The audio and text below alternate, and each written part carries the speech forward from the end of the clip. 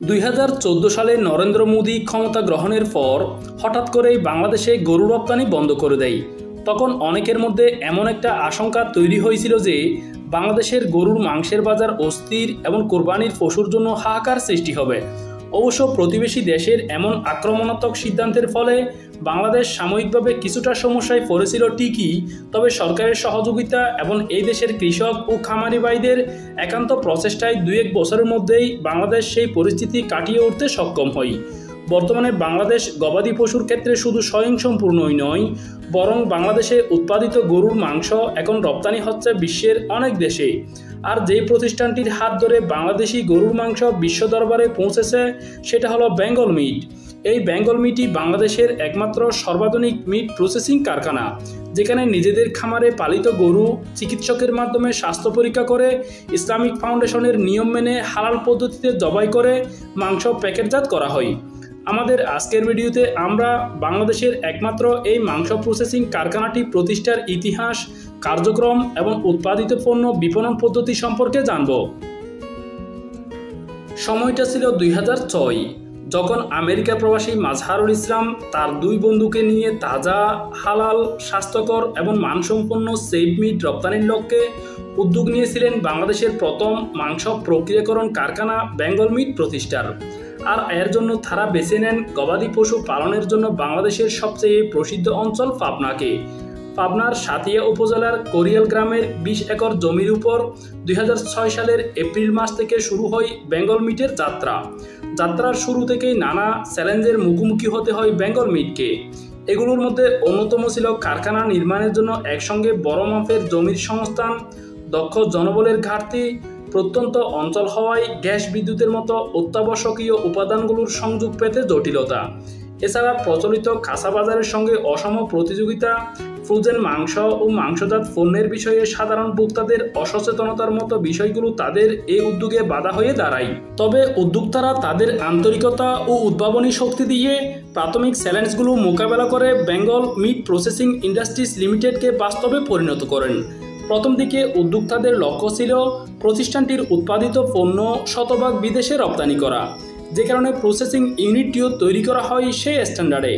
মাংস প্রসেসিংয়ের জন্য কারখানাটিতে যেই সব যন্ত্রপাতি ব্যবহার করা হয় তার সবগুলোই বিদেশি প্রযুক্তির, আমদানি করা হয় অস্ট্রেলিয়া ও ইউরোপীয় দেশগুলো থেকে। বিদেশি মানদণ্ড মেনে পণ্য প্রক্রিয়াজাত করলেও আন্তর্জাতিকভাবে গ্রহণযোগ্য হালাল ও মান নিয়ন্ত্রণ সার্টিফিকেট না থাকা, রপ্তানি মূল্যের চেয়ে স্থানীয় বাজারে মাংসের দাম বেশি হওয়া সহ নানা জটিলতার কারণে প্রথম থেকেই লক্ষ্যমাত্রা অনুযায়ী পণ্য রপ্তানি করতে পারেনি কোম্পানিটি। ফলস্বরূপ শুরু থেকেই লোকসান গুনতে থাকে বেঙ্গল মিট। টিকে থাকতে ঋণের বিপরীতে বারবার শেয়ার ইস্যু করেও প্রতিষ্ঠানটিকে স্থিতিশীল করা যায়নি। অবশেষে 2011 সালে বেঙ্গল মিটে বিনিয়োগ করে এনভয় গ্রুপ। এনভয় গ্রুপ মালিকানায় আসার পর প্রতিষ্ঠানটিতে বেশ কিছু নীতিগত পরিবর্তন আনা হয়। এই সময়ে নতুন ও পুরনো পরিচালকদের শেয়ার হোল্ডিং সমপর্যায়ে এনে রপ্তানি বাজারের পাশাপাশি স্থানীয় বাজারকে প্রাধান্য দেওয়া, বাজারের ট্রেন্ড অনুযায়ী নতুন নতুন পণ্য সংযোজনের মতো গুরুত্বপূর্ণ কিছু সিদ্ধান্ত নেওয়া হয়। পরিবর্তনগুলো বেশ কাজে আসে। ফলস্বরূপ কয়েক বছরের মধ্যেই প্রতিষ্ঠানটির আর্থিক অবস্থা ইতিবাচক ধারায় ফিরতে শুরু করে। এভাবে ব্যবসার ধরন পাল্টে যাত্রার প্রায় 1 দশক পর এসে লাভের মুখ দেখে প্রতিষ্ঠানটি। বর্তমানে বেঙ্গলের 80% পণ্য জেলা স্তরের 40টি আউটলেটের মাধ্যমে স্থানীয় বাজারে বিক্রি হয়, আর 20% পণ্য দুবাই, মালদ্বীপ ও কুয়েতে রপ্তানি হয়। বেঙ্গল মিট প্রসেসিং ইন্ডাস্ট্রিজের কারখানাটি 2টি অংশে বিভক্ত।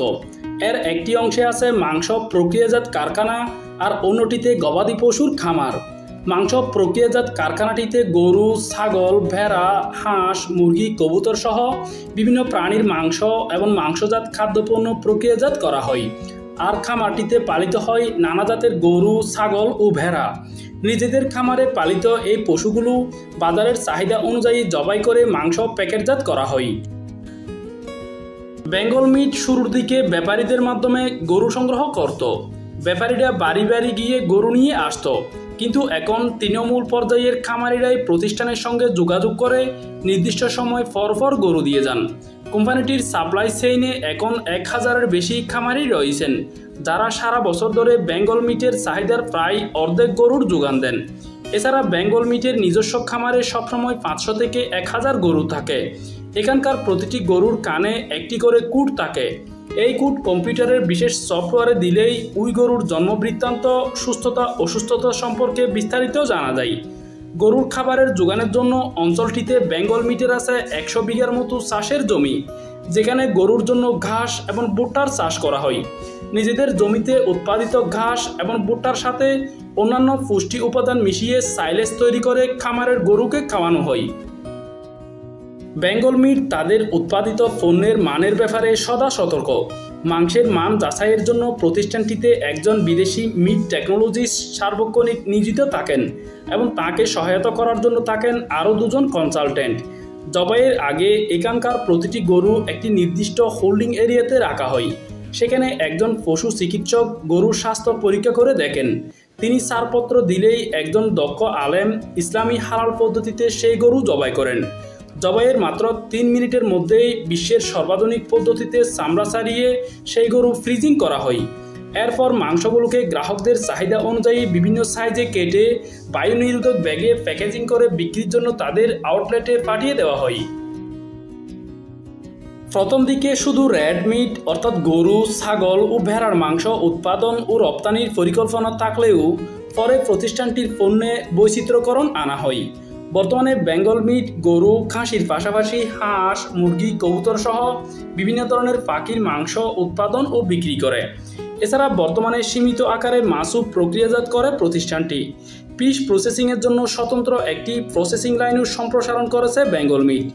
গত অর্থ বছরে প্রতিষ্ঠানটি 5340 মেট্রিক টন মাংস ও মাংসজাত পণ্য বাজারজাত করেছে। যদিও দেশের মোট মাংসের চাহিদার তুলনায় পরিমাণটা খুবই নগণ্য, তবে হিমায়িত মাংস নিয়ে মানুষের সচেতনতা বাড়তে থাকায় মাংসের বাজারে প্রতিষ্ঠানটির অংশীদারত্ব ক্রমান্বয়ে বেড়ে চলেছে। বেঙ্গল মিটের রপ্তানির পণ্যগুলো দুবাই, কাতার, মালয়েশিয়া, ইন্দোনেশিয়া, মালদ্বীপ সহ বিশ্বের বিভিন্ন মুসলিম দেশে রপ্তানি হলেও স্থানীয় বাজারে এর ভোক্তা মূলত দেশের 5 তারকা হোটেলগুলো। এই হোটেলগুলো আগে রেড মিট আমদানি করত। বর্তমানে সেই আমদানির বিকল্প হয়ে দাঁড়িয়েছে বেঙ্গল মিট। দেশের অনেক নামি দামি রেস্টুরেন্টও এখন বেঙ্গল মিটের নিয়মিত কাস্টমার। তবে প্রচলিত কাঁচা মাংসের বিপরীতে সাধারণ পর্যায়ে গ্রাহক বাড়ানো প্রতিষ্ঠানটির জন্য এখনও চ্যালেঞ্জ। এর সাথে যুক্ত আছে কোল্ড চেইন রক্ষণাবেক্ষণের খরচ। এই বাধা দূর করে সাশ্রয়ী মূল্যে পণ্য সরবরাহের জন্য প্রযুক্তিগত উন্নয়ন আনতে সম্প্রতি বাংলাদেশ প্রকৌশল ও প্রযুক্তি বিশ্ববিদ্যালয়ের সঙ্গে একটি চুক্তি করেছে বেঙ্গল মিট। বেঙ্গলের জন্য আরেকটি বড় সমস্যা হলো বাজারে গরুর মাংসের নামে চলতে থাকা ভারতীয় মহিষের মাংস। মহিষের মাংস গরুর মাংসের তুলনায় অনেক সস্তা হলেও দেশের ভাতের হোটেলগুলোতে ভারতীয় প্যাকেটজাত মহিষের মাংসকে গরুর মাংস বলে চালিয়ে দেওয়া হয়, যা দেশে হিমায়িত গরুর মাংসের বাজার বিকশিত হওয়ার পথে একটি বড় বাধা। এ কারণে ভারত থেকে গরু এবং হিমায়িত মহিষের মাংস আমদানিতে কড়াকড়ি আরোপ করার দাবি জানিয়েছে বেঙ্গল মিট। কারণ দেশের বাজারে ভারতীয় সস্তা মহিষের মাংসের প্রভাব বাড়লে দেশের উদীয়মান মিট প্রসেসিং ইন্ডাস্ট্রিজে এর নেতিবাচক প্রভাব পড়বে। এছাড়াও এর প্রভাবে দেশীয় খামারিরা গরু পালনে আগ্রহ হারিয়ে ফেলবেন, যা দেশের অতীব সম্ভাবনাময় একটি খাতকে ধ্বংসের দিকে ঠেলে দিতে পারে বলে জানিয়েছেন বেঙ্গল মিটের সিইও আফম আসিফ। 2006 সালে বেঙ্গল মিট প্রসেসিং কারখানা প্রতিষ্ঠিত হয় 20 একর জমিতে, আর শ্রমিকের সংখ্যা ছিল 150। বর্তমানে কারখানা বিস্তৃত হয়েছে 40 একরে, আর শ্রমিক সংখ্যা প্রায় 500 জন। কারখানাটিতে কর্মরত শ্রমিকরা বেতন ভাতা সহ অনুমোদিত ছুটি, গ্রুপ ইন্স্যুরেন্স, গ্র্যাচুইটি, আংশিক ভর্তুকি সহ খাবার, উৎপাদন মূল্যে প্রতিষ্ঠানের উৎপাদিত পণ্য ক্রয় ও প্রযোজ্য ক্ষেত্রে যাতায়াত সুবিধা পান। প্রতিষ্ঠানটির কার্যক্রম বাড়ার সাথে সাথে এখানে কর্মরত শ্রমিকের সংখ্যা ও তাদের প্রাপ্ত নানা সুযোগ সুবিধাও বছর বছর বেড়ে চলেছে। বন্ধুরা, এবার আমরা জানব বিশ্বের সবচেয়ে বেশি গরুর মাংস উৎপাদনকারী 5টি দেশ সম্পর্কে। গরুর মাংস বিশ্বের প্রায় সব অঞ্চলের মানুষের কাছেই অত্যন্ত জনপ্রিয় একটি খাবার। পৃথিবীতে যত মাংস ভক্ষণ হয় তার 24% গরুর মাংস। প্রতি বছর বিশ্বজুড়ে 6 কোটি টনেরও বেশি গরুর মাংস উৎপাদিত হয়। এর মধ্যে শীর্ষ 5টি দেশের মোট উৎপাদন বাকি দেশগুলোর সম্মিলিত উৎপাদনের চেয়েও বেশি। আর অন্য অনেক সেক্টরের মতো গরুর মাংস উৎপাদনেও মার্কিন যুক্তরাষ্ট্র বিশ্বের শীর্ষস্থানটি দখল করে আছে। যুক্তরাষ্ট্রের কৃষি বিভাগ বা ইউএসডি এর তথ্য অনুযায়ী যুক্তরাষ্ট্র গত অর্থবছরে বিশ্ববাজারে প্রায় 1,23,00,000 মেট্রিক টন গরুর মাংস সরবরাহ করেছে, যা বিশ্বের মোট উৎপাদিত গরুর মাংসের 20%-এরও বেশি। পরিসংখ্যান মতে যুক্তরাষ্ট্রের মোট গবাদি পশুর সংখ্যা 87 মিলিয়ন, এর মধ্যে 28 মিলিয়নই মাংসের গরু। গবাদি পশু পালনের ক্ষেত্রে দেশটির সবচেয়ে অগ্রসর রাজ্যগুলোর মধ্যে টেক্সাস, ওকলাহোমা এবং মিসৌরি অন্যতম। আর মাংস উৎপাদনের জন্য দেশটিতে যে গরুটি সবচেয়ে বেশি পালন করা হয় সেটা হলো ব্ল্যাক অ্যাঙ্গাস। ইউএসডি এর তথ্য মতে একজন মার্কিন নাগরিক বছরে গড়ে 26.3 কেজি গরুর মাংস খান, যা বিশ্বে দ্বিতীয় সর্বোচ্চ। বিপুল উৎপাদন সত্ত্বেও অভ্যন্তরীণ চাহিদা বেশি হওয়ার কারণে দেশটি কানাডা, অস্ট্রেলিয়া, মেক্সিকো, ব্রাজিলের মতো অতিরিক্ত মাংস উৎপাদনকারী দেশগুলো থেকে বছরে অন্তত 16 লাখ মেট্রিক টন গরুর মাংস আমদানি করে। আবার দক্ষিণ কোরিয়া, জাপান, চীনের মতো অনেক দেশে প্রায় 13 লাখ মেট্রিক টন সমপরিমাণ মাংস ও মাংসজাত পণ্য রপ্তানি করে। Number 2, Brazil. গরুর মাংস উৎপাদনকারী শীর্ষ দেশগুলোর তালিকায় ব্রাজিলের অবস্থান বিশ্বে দ্বিতীয়। ব্রাজিলের মোট মাংস উৎপাদনের পরিমাণ 1,18,50,000 মেট্রিক টন, যা বিশ্বের মোট উৎপাদনের 19%। অথচ এক দশক আগেও ব্রাজিলের গরুর মাংস উৎপাদনের পরিমাণ ছিল 94 লাখ মেট্রিক টন। মাংস উৎপাদনে ব্রাজিলের অবস্থান দ্বিতীয় হলেও গবাদি পশুর সংখ্যার দিক থেকে দেশটির অবস্থান বিশ্বে প্রথম। সাম্প্রতিক এক পরিসংখ্যান মতে ব্রাজিলে পালনকৃত মোট গবাদি পশুর সংখ্যা 23,44,00,000। বিপুল উৎপাদনের বিপরীতে স্থানীয় চাহিদা কম থাকায় গরুর মাংস রপ্তানিতে ব্রাজিল বিশ্বের শীর্ষস্থানটি দখল করে আছে। প্রতি বছর দেশটি গড়ে 29 লাখ মেট্রিক টন গরুর মাংস রপ্তানি করে। ব্রাজিলীয় গরুর মাংসের সবচেয়ে বড় আমদানিকারক হল চীন, এর পরেই আছে যুক্তরাষ্ট্র। গত বছর দেশটি বিশ্বের বিভিন্ন দেশে 12.8 বিলিয়ন মার্কিন ডলার সমমূল্যের গরুর মাংস রপ্তানি করেছে। Number 3, China. মাংস উৎপাদনে চীনের অবস্থান বিশ্বে তৃতীয়। যুক্তরাষ্ট্র ও ব্রাজিলের পরেই এটির অবস্থান। চীনের বাৎসরিক মাংস উৎপাদনের পরিমাণ 78 লাখ মেট্রিক টন। তবে চীনের 140 কোটির বিশাল জনসংখ্যার চাহিদার বিপরীতে উৎপাদনটি নিতান্তই কম। এছাড়াও অর্থনৈতিক উন্নতির সাথে সাথে দেশটির জনগোষ্ঠীর মধ্যে মাংস গ্রহণের প্রবণতাও দিন দিন বেড়ে চলেছে। তাই দেশটিকে প্রতি বছর বিপুল পরিমাণ মাংস আমদানি করতে হয়। গত বছর দেশটির মোট মাংস আমদানির পরিমাণ ছিল 23 লাখ মেট্রিক টন। চীনের মাংস আমদানির সবচেয়ে বড় দুই উৎস হল ব্রাজিল ও যুক্তরাষ্ট্র।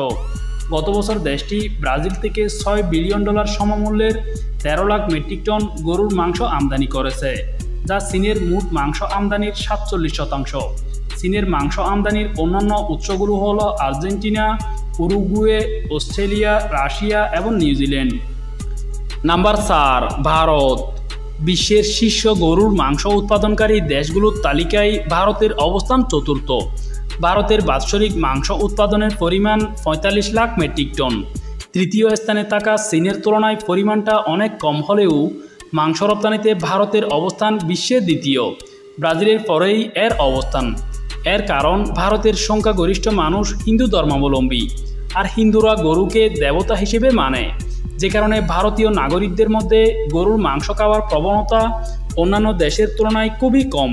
পরিসংখ্যান মতে একজন ভারতীয় বছরে গড়ে মাত্র 2.2 কেজি গরুর মাংস খান। এছাড়াও দেশটির অনেক রাজ্যে গরু জবাই, মাংস রাখা কিংবা ভক্ষণ পুরোপুরি নিষিদ্ধ।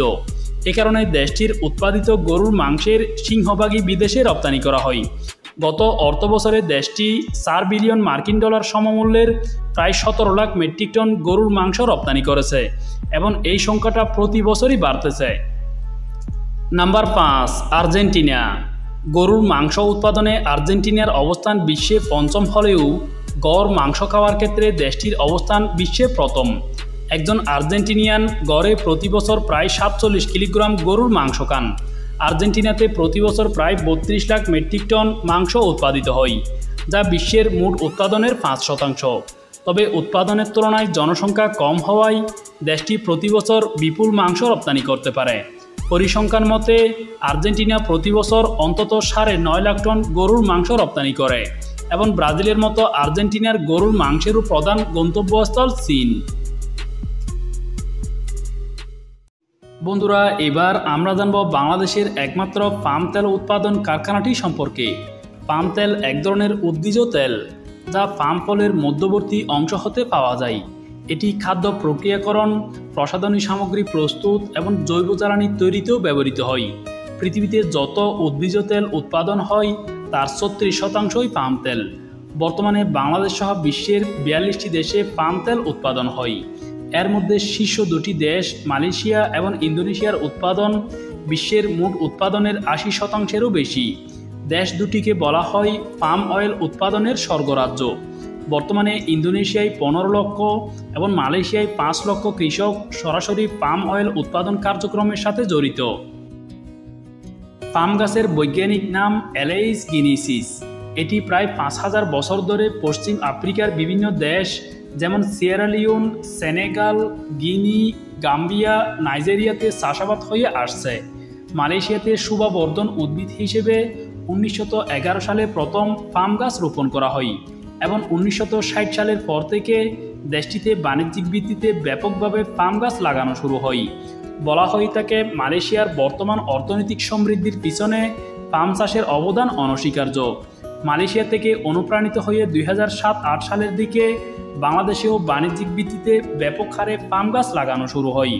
সেই সময় কয়েকটি এনজিও পাম গাছ লাগানো এবং সেটার বাণিজ্যিক সম্ভাবনা নিয়ে ব্যাপক প্রচারণা শুরু করে। তাদের প্রচারণায় উদ্বুদ্ধ হয়ে অনেকে বাড়ির আঙ্গিনায়, রাস্তার ধারে কিংবা পতিত জমিতে এই গাছ লাগানো শুরু করেন। কেউ কেউ তো আবার পাহাড়ের জঙ্গল কেটে একরের পর একর জমিতে বিশাল বিশাল বাগানও গড়ে তুলেছিল। এই পর্যন্ত সব কিছুই ঠিকঠাক ছিল, কিন্তু বিপত্তিটা বাদে গাছে ফলন আসার পর থেকে। গাছে ধরা পাম ফল থেকে কিভাবে তেল উৎপাদন করতে হবে সে বিষয়ে তেমন জানাশোনা ছিল না বাংলাদেশের কৃষকদের।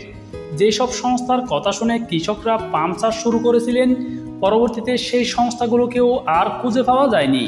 অথচ ফল উৎপাদন থেকে শুরু করে তেল প্রস্তুত ও বাজারজাতকরণ প্রতিটি পর্যায়েই কৃষকদের সহায়তার আশ্বাস দিয়েছিল সেই সংস্থাগুলো। প্রয়োজনের সময় সংস্থাগুলোর এমন অনুপস্থিতি চরম বিপাকে ফেলে দেন কৃষকদের। পাকা ফল নিয়ে কি করবেন তা ভেবে হতাশ হয়ে পড়েন তারা। এমত অবস্থায় নিরুপায় হয়ে অনেক কৃষক গাছ কেটে অন্য ফসল লাগাতে শুরু করেন। কৃষকদের এই দুঃসময়ে কাণ্ডারি হয়ে হাজির হন গাজীপুর এগ্রিকালচার ইনস্টিটিউট থেকে কৃষিতে ডিপ্লোমা করা মেহেরপুর সদর উপজেলার আমজুপি গ্রামের সুরজ আলী। কয়েকজন অবসরপ্রাপ্ত কৃষি কর্মকর্তা, কৃষি ডিপ্লোমাধারী যুবক এবং ব্যবসায়ীদের সাথে নিয়ে সুরজ প্রতিষ্ঠা করেন দেশের প্রথম পাম তেল উৎপাদন কারখানা। মেহেরপুরের কলেজ রোডে অবস্থিত বোটানিক এগ্রো লিমিটেড নামের এই কারখানাটি এখন সেই সব হতাশাগ্রস্ত পাম চাষিদের দেখাচ্ছেন আশার আলো। জানা যায় তেল উৎপাদনের পাশাপাশি পাম চাষের বিভিন্ন সমস্যার সমাধানেও কৃষকদের সহযোগিতা দিচ্ছেন এই প্রতিষ্ঠানের কর্মীরা। এমনকি পাম চাষের জন্য প্রয়োজনীয় কীটনাশক, সার এবং হরমোনও সরবরাহ করছে প্রতিষ্ঠানটি। তেল উৎপাদনের জন্য প্রয়োজনীয় বিভিন্ন যন্ত্রপাতি প্রতিস্থাপনে প্রাথমিকভাবে প্রায় 10 কোটি টাকা বিনিয়োগ করছে বোটানিক এগ্রো। সময়ের প্রয়োজনে এই বিনিয়োগ আরও বাড়ানো হবে বলে জানান এর কর্মকর্তারা। কারখানাটিতে প্রথমে স্বয়ংক্রিয় বয়লার মেশিনে পাম ফল সিদ্ধ করা হয়। পরবর্তীতে সিদ্ধ ফলগুলোকে একটি হুইলারে দিয়ে খোসা ও বীজ আলাদা করা হয়। পরের ধাপে আলাদাকৃত খোসা ও বীজকে ভিন্ন ভিন্ন কম্প্রেসার মেশিনে চেপে তেল বের করা হয়। সুরজের প্রতিষ্ঠিত এই কারখানাটি এখন প্রতি ঘন্টায় 1 টন পাম ফল প্রক্রিয়াজাত করতে সক্ষম। সময়ের প্রয়োজনে সক্ষমতাটি আরও বাড়ানো হবে বলে জানান তিনি। বাণিজ্য মন্ত্রণালয়ের তথ্যমতে বর্তমানে বাংলাদেশে ভোজ্য তেলের বার্ষিক চাহিদা 24 লাখ মেট্রিক টন। এর মধ্যে শুধু পাম তেলের চাহিদা 15 থেকে 16 লাখ টন, বলতে গেলে যার পুরোটাই আমদানি করতে হয়। বিপুল পরিমাণ এই তেল আমদানি করতে গিয়ে প্রতি বছর বাংলাদেশের অন্তত 12 থেকে 15 হাজার কোটি টাকার সমপরিমাণ বৈদেশিক মুদ্রা ব্যয় হয়ে যায়। যদি পাম চাষ সম্প্রসারণ কিংবা বিদ্যমান গাছগুলো থেকে যে ফল পাওয়া যায় তার সবটাই সঠিকভাবে প্রক্রিয়াজাত করা যেত, তাহলে পাম তেল আমদানি বাবদ যে খরচ হয় তার অনেকটাই সাশ্রয় করা সম্ভব হতো। কৃষিবিদদের মতে মালয়েশিয়া, ইন্দোনেশিয়ার মতো বাংলাদেশেও পাম চাষের অমিত সম্ভাবনা রয়েছে। এর কারণ যে ট্রপিক্যাল ক্লাইমেটে পাম গাছ ভালো ফলন দেয়, বাংলাদেশ তার অন্তর্গত। এছাড়া এই দেশের মাটি অন্যান্য দেশের মাটির তুলনায় বেশ উর্বর। মালয়েশিয়ায় পাম ফলের একটি কাঁদি যেখানে 40 থেকে 50 কেজি হয়, সেখানে বাংলাদেশে একটি কাঁদির ওজন হয় 50 থেকে 80 কেজি। এছাড়া এটির উৎপাদনশীলতা অন্যান্য উদ্ভিজ তেলের ফসল যেমন সয়াবিন, সরিষা বা সূর্যমুখীর তুলনায় 10 গুণ বেশি। এটি বহু বর্ষজীবী উদ্ভিদ। লাগানোর সাড়ে 3 থেকে 4 বছরের মধ্যে ফল দেওয়া শুরু করে, টানা 60 থেকে 70 বছর ফলন দেয়। ঝড় জলুস চাষেও এই গাছের তেমন কোনো ক্ষতি হয় না। সব কিছু বিবেচনায় এটা নিশ্চিতভাবে বলা যায়, পরিকল্পিত উপায়ে পাম চাষ মালয়েশিয়ার মতো বাংলাদেশের অর্থনীতিরও চেহারা পাল্টে দিতে পারে। কিন্তু এতদিন দেশে পাম চাষ সম্প্রসারণের সবচেয়ে বড় বাধা ছিল পাম ফল থেকে তেল উৎপাদনে কোনো কারখানা না থাকা, যে কারণে দেশের আনাচে কানাচে লক্ষ লক্ষ পাম গাছ থাকলেও সেগুলোকে কোনো কাজে লাগানো যায়নি। ফল পেকে মাটিতে পড়ে থাকত। বোটানিক অ্যাগ্রো লিমিটেডের যাত্রার শুরুর মাধ্যমে সেই সমস্যাটার কিছুটা হলেও প্রশমিত হয়েছে। কৃষকরা চাইলে তাদের উৎপাদিত পাম ফল বাজার দরে প্রতিষ্ঠানটিতে বিক্রি করতে কিংবা নিজেরা ব্যবহারের জন্য তেল বের করে নিতে পারেন। এছাড়া যাদের বাড়িতে 2-4টা গাছ আছে কিন্তু আশেপাশে কোনো কারখানা নেই, তারা কিভাবে পাম ফল থেকে তেল বের করবেন তারও একটা উপায় বলা আছে জাতীয় তথ্যকোষে। এর জন্য প্রথমে গাছ থেকে পাকা ফল সংগ্রহ করে গরম পানিতে ভালোভাবে সিদ্ধ করতে হবে যেন ফলগুলো নরম হয়ে পড়ে। তারপর ফলগুলোকে কোনো কিছু দিয়ে চেপে রস বের করে নিতে হবে। পরের ধাপে পানি মিশ্রিত রসগুলোকে একটি পাত্রে রেখে চুলায় কিছুক্ষণ তাপ দিলে রসে থাকা পানি বাষ্পাকারে বের হয়ে যাবে। এভাবে প্রাপ্ত তেল থেকে বোতলে সংগ্রহ করে রাখলে 6 মাস পর্যন্ত ব্যবহার করা যায়।